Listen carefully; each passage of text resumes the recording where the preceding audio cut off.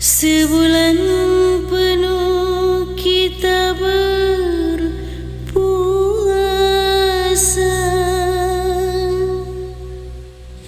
Pada saat bulan suci Ramadan, memohon segala ampunan Tuhan dari segala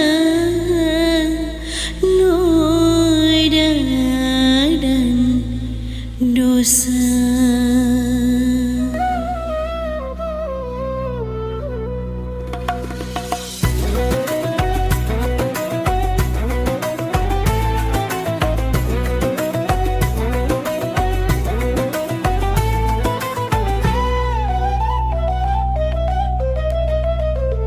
Berbagai godaan haus dan lapar, dengan tabah sanggup kita menghadapi.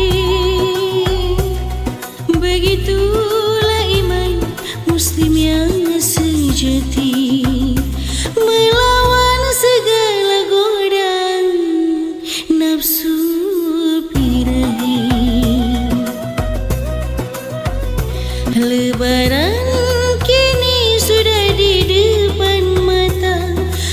kemenangan kini menyambut kita. Gema takbir berkumandang di sana sini.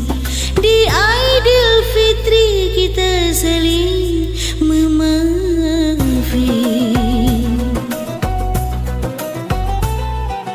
Minal aidin wal faizin, mohon maaf lahir dan batin. Selamat Lebaran kami ucapkan kepada sahabat dan handai tolak. Sembah sujud kepada ibu bapa, memohon maaf segala ampunan dosa, agar kita selamat sampai ke syurga, selamat dari segala siksa neraka.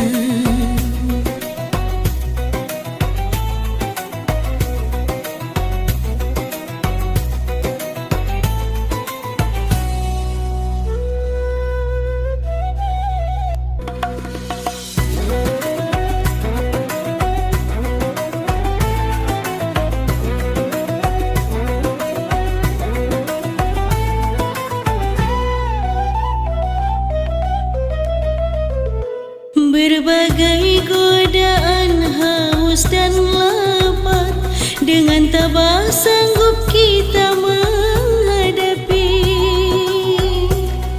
Begitulah iman muslim yang sejati, melawan segala godaan nafsu birahi. Lebaran sudah di depan mata, hari kemenangan kini menyambut kita.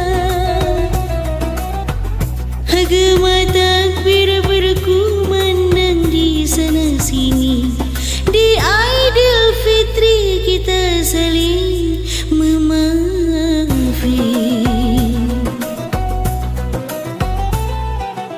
Minal aidin wal faizin, mohon maaf lahir dan batin. Selamat Lebaran kami ucapkan kepada sahabat dan handai tolak. Sembah sujud kepada ibu bapa,